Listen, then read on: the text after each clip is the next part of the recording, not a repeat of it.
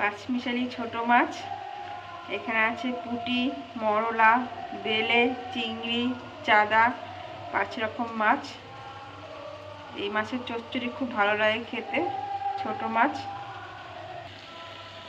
এই যে চচ্চড়ি হচ্ছে, আলু, বেগুন, শিম আর হচ্ছে টমেটো, এই দিয়ে ছোট মাছের চচ্চড়ি হবে, ঝাল ঝাল করে। ছোট মাছের চচ্চড়ি। এই যে মাছটা খেতে খুব ভালো লাগে, দারুণ একটা মাছ। দেখেন কি সুন্দর মাছ, খেতেও সেরকম টেস্ট।